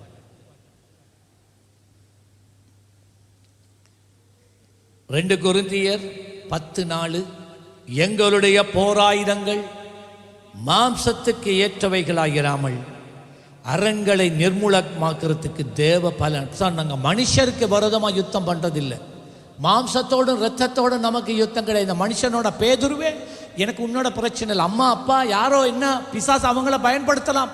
நான் அவங்களோட நான் சண்டை பிடிக்க மாட்டேன், அவங்கள நான் பகைக்க மாட்டேன். ஆனால் அவங்களுக்குள்ளந்து பேசுதே பிசாசு, அந்த பிசாசத்தான் நீ போராடும். பிலிப்பியர் 4:8 எப்படி இதிலிருந்து விடுதலை ஆறுது? கடைசியாக சகோதரரே, உண்மை உள்ளவைகள் எவைகளோ, ஒழுக்கம் உள்ளவைகள் எவைகளோ, நீதி உள்ளவைகள் எவைகளோ, கற்புள்ளவைகள் எவைகளோ, அன்புள்ளவைகள் எவைகளோ, நற்கீர்த்தி உள்ளவைகள் எவைகளோ, புண்ணியம் எதுவோ, புகழ் எதுவோ அவைகளையே. பாத்தீங்களா சிந்தையில என்னத்தை நிரப்பட்டான்னு? உலகத்தால நிரப்பாத, உலக பேச்சு உலக எண்ணங்களால நிரப்பாத, பிசாசு தான் பேசுவான். உண்ட உள்ளத்தை அவன் கேப்சர் ஆக்கிட்டான்டா. உண்ட சரீரம் அவன் கைக்குள்ள தான் இருக்கு. நான் பேசுறது இன்றைக்கு உங்களுக்கு விளங்கும் என்று நான் நினைக்கிறேன். யாக்கோபு 4:7 ஆகையால் தேவனுக்கு கீழ்ப்படிந்திருங்கள், பிசாசுக்கு எதிர்த்து நில்லுங்கள், அப்பொழுது அவன் ஓடி போவான். 3 காரியம். யாரால பிசாச எதிர்க்க முடியும்? எவர்கள் எதிர்த்தால் பிசாசு ஓடுவான். Very simple. எல்லாரும் அந்த முதல் துண்டை விட்டுருவாங்க, 2ஆம் துண்டை மட்டும் பிடிச்சிருவாங்க. பிசாசுக்கு எதிர்த்து நில்லுங்கள், அப்பொழுது ஓடி போவான். நீ சாராயம் குடி, நீ என்னவும் செய், சினிமா படம் பாரு, நீ தூஷணம் பேசு, நீ எல்லா விதமா நடந்துகொள், நீ பிசாசை எதிர்த்தா ஓடுவான். யாரையா சொன்னது அப்படி? ஸ்கேவாவின் புத்திரர் என்று சொல்லி ஆசாரியனுக்கு 7 புத்திரர்கள் இருந்தாங்க. அந்த ஆசாரியன் பேர் ஸ்கேவான். ஆசாரியன் என்றால் அவர்கள் ஆலயத்தில் வளர்ந்த பிள்ளைகள் 7 பேர். சத்தியத்திலே வாழவில்லை, வார்த்தையிலே வாழவில்லை, சபைக்குள்ளதான் இருந்தாங்க. ஆனா இந்த 7 புத்திரர் ஒரு நாள் பவுல் பிசாசுகளை துரத்துகிறது கவனமா கேட்கிறான். எப்படி துரத்துறான்னு பார்க்கிறோம். இயேசு கிறிஸ்துவின் நாமத்துல பிசாசே போ உடனே ஓடுது. வாமச்சான் போ, தம்பி அண்ணா வாங்க. 7 பேர் போறாங்க. அவன் கிராமத்தில் இருந்த பிசாசு பிடித்த ஒரு மனிதனை வரட்ட, இருக்கிற பிசாச வரட்ட வீட்டை போயிட்டாங்களா, அதான் உரிமிட்டு வருது பிசாசு பிடித்த மனுஷன். இவன் சொல்றான் இயேசு கிறிஸ்துவின் நாமத்தில் போ அண்ணனே. அது எழுந்துச்சு. அது என்ன தெரியுமா சொன்னது? அது ஒரு மனுஷன் 7 மனுஷர்களுக்கு எதிரா என்று சொல்லுது. இயேசு கிறிஸ்து யார் என்று எனக்கு தெரியும், பவுல் யார் என்று எனக்கு தெரியும், நீங்க யார் என்று எனக்கு தெரியும். பவுல் அறிவோட பேசுறான், அறிவோட அறிக்கை சேரா நாங்க ஓடி போறோம். ஆனா உங்களுக்குள்ள அறிவு கிடையாது. உங்களுக்கு வாழ்க்கையில தேவனுக்கு கீழ்ப்படுகிற கீழ்ப்படிதல் கிடையாது. நீ இஷ்டம் போல வாழ்றா, பரிசுத்த ஆவியானவர் உங்களுக்குள்ள இல்ல, வார்த்தை இல்ல, நீ எங்களை துரத்த வாரியா? அடி அடி இந்த அடிச்சு காய உடுப்பு கிடுப்பெல்லாம் கிழிச்சு காயப்படுத்தி 7 பேரை ஜட்டியோட ஓடி போறாங்க. தப்பினும் பழச்சோம். கவனம். எப்படி அது நடந்தது? இதுதான் அந்த ரகசியம். எவர்கள் தேவனுக்கு கீழ்ப்படுகிறார்களோ, எல்லாம் சொல்லுங்க என்னது? கீழ்ப்படிதல் முதலாவது இருக்கணும். அவருடைய வார்த்தையின்படி வாழணும். எவர்கள் தேவனுக்கு கீழ்ப்படிந்திருக்கிறார்களோ அவர்களால் தான் பிசாசுக்கு எதிர்த்து நிற்க முடியும். அவர்கள் பிசாசை எதிர்த்தா தான் பிசாசு ஓடி போகும். விளங்கிட்டப்ப? அப்ப மனசு உலகத்துக்குள்ள இருந்து கொண்டு நீ உனக்கு விரோதமா பிசாசு வர்ற நேரம் உன்னால் ஒரு நாள் உனக்கு எதிராக போர் செய்கிற பிசாசை நீ எதிர்க்கவும் முடியாது, அதை துரத்தவும் முடியாது. அவனுடைய சிறைக்குள்ளேயே நீ அம்பிட்டு இருப்பாய். யாக்கோபு 4:8 தேவனிடத்தில் சேருங்கள், அப்பொழுது அவர் உங்களிடத்திலே சேருவார் என்று உங்களிடத்திலே சேருவார். பாவிகளே, உங்கள் கைகளை சுத்திகரியுங்கள். இருமனம் உள்ளவர்களே, அங்காளையும் பாரு, இங்காளையும் பாரு. இருமனண்டா அதுதான். ஆண்டவரையும் நம்புற, உலகத்தையும் நம்புற ரெட்ட வாழ்க்கை. இருமனம் உள்ளவர்களே, உங்கள் இருதயத்தை மனசை பரிசுத்தமாக்குங்கள். கடைசியா யோவான் 8:31-32 நீங்கள் என் உபதேசத்தில் நிலைத்திருந்தால். இன்றைக்கு கணக்க பேர் வசனங்களை பேசுறாங்க. இன்னொருவர் அனுப்புன வசனத்தை இன்னொருவருக்கு 1000 பேருக்கு அனுப்புறாங்க. அது ஒன்றும் செய்யாது.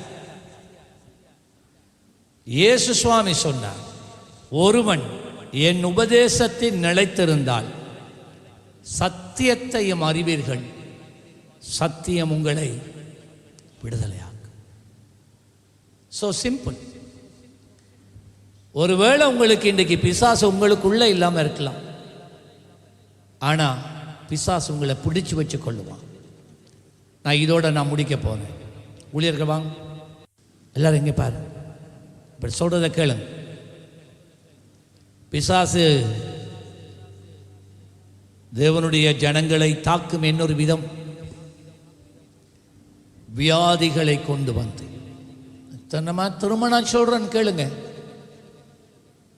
வியாதி, எந்த ஒரு வியாதியும் எந்த ஒரு பலவீனமும் கர்த்தர் கொடுப்பது இல்லை. எந்த ஒரு மனிதனுக்கும் நம்முடைய ஆண்டவர் வியாதி கொடுப்பவர் அல்ல. சரியா? எந்த ஒரு மனிதனுக்கும் தேவன் வியாதியை கொடுக்கிறவர் அல்ல. எத்தனை பேர் நான் சொன்னது இப்ப விளங்கிட்டு? சரி, இப்ப நான் அடுத்தது சொல்றேன் கேளுங்க. எந்த வியாதியா இருக்கட்டும், தலைவலியா, தலை சுற்றா, டயபிட்டிஸா, ஹை கொலஸ்ட்ராலா, ஹை ப்ரெஷரா, லோ ப்ரெஷரா, கற்பம் அடைப்பட்டிருக்கா, குழந்தை உண்டாகாம இருக்கா, கண் பார்வை, செவிகள், நான் சொல்றத நல்லா கேட்கணும். எந்த வியாதியா இருந்தாலும், தோல் சம்பந்தமான வியாதியா, நரம்புகள் சம்பந்தமான வியாதியா, மூளையில வியாதியா, நான் சொல்றத நல்லா கேட்கணும். இந்த வியாதி ஒன்றும் கர்த்தர் உனக்கு தரல, கர்த்தர் தரல. பிசாசோட பொய்யை நம்பிக்கொண்டு இருக்கக்கூடாது. ஆண்டவர் உனக்கு தரல. இது கர்மமும் கிடையாது, இது கர்மம் கிடையாது. ஆண்டவர் உனக்கு வியாதி தாரவர் அல்ல. வேதம் சொல்லுது, அவரிடத்தில் எவ்வளவேனும் இருள் இல்லை. இருள் என்றதுல எந்த வியாதியை நீங்க போடலாம் இல்லை. இப்ப வியாதி அப்ப எங்க இருந்து வருது? காய்ச்சலா, தலைவலியா, மைக்ரைன் ஹெடேக்கா, சர்ற நடுக்கமா? நான் சொல்றேன் எங்கேருந்து வருதுண்டு. அது பிசாசின் இடத்திலிருந்து வருது. பிசாசு எனக்கும் வியாதி தருவான், உங்களுக்கும் வியாதியை கொண்டு வருவான். தெரியுமா அது? உங்களுக்கு தெரியுமா அது? பிசாசு தான் உங்களுக்கும் எனக்கும் வியாதியை கொண்டு வரான், வேற எதுவும் கிடையாது. பிசாசு கொண்டு வரான். இப்ப இந்த சத்தியத்தை நீங்க புரிஞ்சு கொள்வீங்கன்னு சொன்னா, நீங்க அதை எதிர்த்து நின்றா, இந்த பிசாசு உங்களுடைய வாழ்க்கையில கொண்டு வர நுகமும் உடைந்து அந்த ஒரு சிறை இருப்பு, அந்த சிறை இருப்பில் இருந்து விடுதலையாகி, இங்கே ஒரு சகோதரன் இன்றைக்கு வந்தார், நீல கலர் ஷர்ட் போட்டு.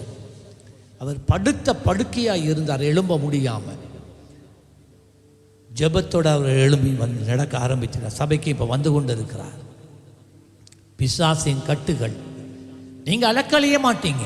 நான் பிழையா எடுக்க வேணாம், நான் சொல்றேனே, பிசாசு ஒருவனுக்குள்ள இருக்கிறது உண்டு, விளைந்தா. ஆனா பிசாசு ஒருவனை பிடிச்சு வச்சு கொள்றது என்னொண்டு. இதைத்தான் நான் சொல்றேன். உங்களுக்குள்ள வியாதியை கொண்டாந்து உங்களை பிடிச்சு வச்சுட்டு இருக்கிறான். நீங்க இருக்காட்டி சாகும் வரைக்கும் அது உங்களோட இருக்கு. நீங்க வியாதியோட வாழ வேண்டிய அவசியம் சீயோனே உனக்கு கிடையாது. நல்ல சுகமா நீ வாழலாம், நீ சுகமாய் வாழலாம், நீ சுகமாய் வாழலாம். என்ன செய்யணும்? உன் சரீரத்தில் இருக்கிற வியாதிக்கு எதிராக இது பிசாசினுடைய ஒரு சிறை இருப்பு என்பதை அறிந்து, என்ன மனசுல போட்டான். அது எல்லாருக்கும் வார காய்ச்சல் தானே, அது எல்லாருக்கும் சந்ததி சந்ததியா வார டயபெட்டிஸ் தானே, அது எங்களோட குடும்ப பரம்பரையில இருக்கு. இந்த வியாதி அந்த வியாதி அப்படி பொய்ய போட்டுருவாங்க அவங்களோட சிந்தையில. பொய் பொய் சொல்லுங்க, பொய். அது பொய், பிசாசின் பொய். இல்ல, அவன் உங்களுக்கு வியாதியை தந்துட்டு உங்களோட திசையை வேற எங்கேயோ திருப்புறான். அதாலதான் நீங்க அவனை எதிர்க்காம இருக்கிறீங்க. அதுதான் வேதம் சொல்லுகிறது, சத்தியத்தையும் அறிவீர்கள், சத்தியம் உங்களை விடுதலையாக்கும். என் ஜனங்கள் என்னது சத்தியத்தை அறியாததினால அவங்க சங்காரமாகிறார்கள் என்றால் சாகுறாங்க. வியாதி ஒரு மனிதனை மரணத்தில் கொண்டு போய் நிறுத்தும். சத்தியம் இல்லாததுனால மரணத்தில் போய் வியாதி அவனை நிறுத்துது. அதான் ஆண்டவர் சொன்னார், சத்தியத்தை அறிஞ்சுக்கோ, இதுதான் உண்மை. நான் உனக்கு வியாதி கொடுக்கல, உனக்கு வியாதியை கொடுத்திருக்கிறது பிசாசு. உன்னோட வாழ்க்கையை அவன் பிடிச்சிட்டான். அவன் உங்களுக்குள்ள இல்லை, அவன் வியாதியா உங்களுக்குள்ள இருக்கிறான். சிலருடைய வாழ்க்கையில தரித்திரமா நிற்கிறான். என்னதான் உழைச்சுவான், கடன் கடன் கடன், பிரச்சனை, தரித்திரம், வாழ்க்கையில முன்னேறவே முடியுதில்லை. எல்லாரும் எழுந்து நில்லுங்க.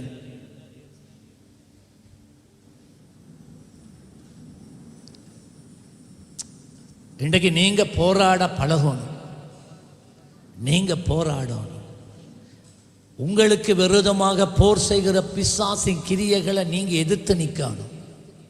நீங்க ஆண்டவருக்கு கீழ்ப்படிந்து பிசாசுக்கு எதிர்த்து நின்றால் அவன் ஓடி போகிறான்.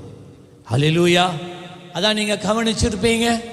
நான் வியாதிஸ்தலுக்காக ஜெபிக்கிற நேரம் தலையடியா இருக்கட்டும், என்னவா இருக்கட்டும், நீங்க சில நேரம் யோசிக்கலாம், ஏன் பாஸ்டர் போயிட்டு இந்த பிசாசுன்ற எல்லாத்துக்கும் சொல்றாரு, ஏன் பிசாசன் இந்த தலையடி எடுத்துக்கொண்டு போன்னு சொல்றாருன்னு நீங்க ஒரு வேளை யோசிக்கலாம். அது உங்களோட மனசுல இருக்கலாம். இதுதான் அந்த சத்தியம். இன்றைக்கு நான் உங்களுக்கு சொல்லித்தாரேன். இதுதான் அந்த சத்தியம். இந்த சத்தியத்தை அறிய வேண்டும். நீங்க சத்தியத்தை அறியாததினால பிசாசு உங்களை சிறப்படுத்தி இருக்கிறான். இதுக்கு மேல நான் பேச தேவையில்ல. எத்தனை பேர் நீங்க உணர்றீங்களோ பிசாசு உங்களை சிறப்படுத்தி இருக்கிறாண்டு?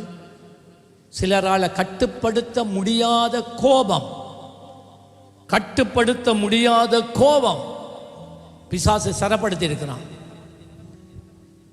கட்டுப்படுத்த முடியாத எண்ணங்கள், கட்டுப்படுத்த முடியாத சில பழக்க வழக்கங்கள், அது விடணும்னு விருப்பம், முடியுதில்லை.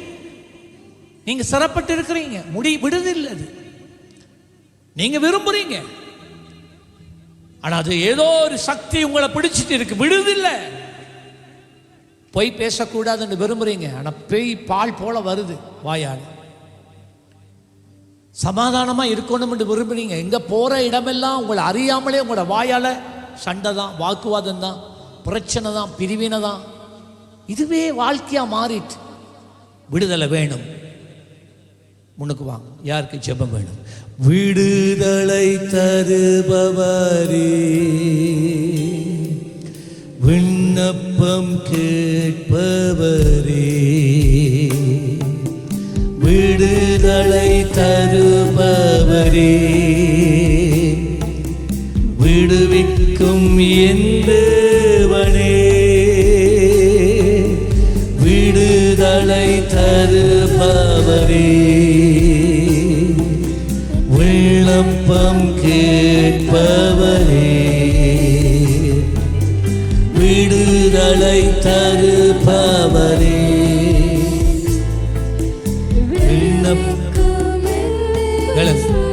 சிலர் உடைய உள்ளத்துல கசப்பு இருக்கு, குரோதம் இருக்கு, முடியுதில்லை. விடணும்னு விருப்பம், மன்னிக்கணும்னு விருப்பம். ஆனா நீங்க சொல்றீங்க எனக்கு மனசு விடுதில்லை பிரதர், வேணும் மனசு விடுதில்லை. நான் சொல்றேன், இதுக்கு பின்னால எல்லாம் இருக்கிறது பிசாசு. இன்றைக்கு நீங்க விடுதலை ஆகணும். இன்றைக்கு நீங்க விடுதலை ஆகணும். விசுவாசித்தால் இன்றைக்கு தேவனுடைய மகிமையை காண்பாய். விசுவாசித்தால் தேவனுடைய மகிமையை காண்பாய்.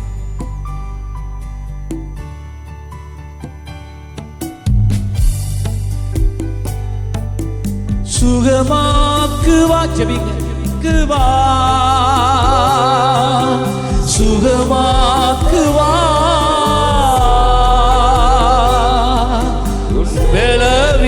பலவீனத்தை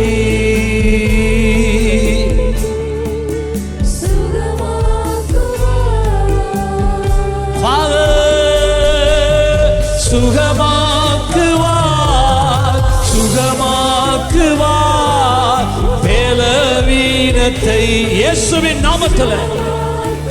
ஓ சுகமாக்குவார், சுகமாக்குவார். ரிபகந்தா நாமகதபா விடுதலை தருபவரே. ஒரு நிமிஷம். ஜீசஸ் ஜீசஸ் ஜீசஸ் ஜீசஸ் படிங்க. விடுதலை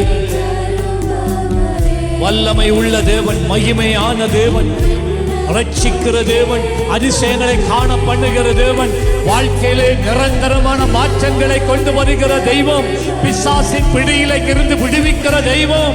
இறங்குவீராக தகப்பனே இந்த நாளிலே. ஹல்லேலூயா. ஆமென். தகப்பனே, உம்முடைய கரத்திலே உம்முடைய பிள்ளைகளை வைக்கிறேன். நீர் கொடுத்த செய்தியை நான் கொடுத்து விட்டேன். இப்பொழுது அந்த வார்த்தை உம்முடைய பிள்ளைகளுக்குள்ளே இறங்குவதாக. இந்த சத்தியத்தை அறிவீர்கள், சத்திய விடுதலையை கொண்டு வரும் என்று சொன்னபடி பரிபூர்ண விடுதலையை கொண்டு வரட்டும் என்று ஜெபிக்கிறேன். இயேசுவின் நாமத்திலே ஆசீர்வதிக்கிறேன் பிதாவே. ஆமென். இப்பொழுது நம்முடைய கர்த்தராகிய இயேசு கிறிஸ்துவினுடைய கிருபையும் பிதாவாகிய தேவனுடைய அன்பும் பரிசுத்த ஆவியானவருடைய அந்யோன்ய ஐக்கியம் உங்கள் அனைவருடன் கூட இன்றும் எப்பொழுதும் இருப்பதாக. ஆமென். வந்ததுக்கு நன்றி. கர்த்தர் தாமே உங்களை ஆசீர்வதிப்பாராக. ஆமென். நெருக்கத்திலே கூப்பிட்டார், விண்ணப்பம்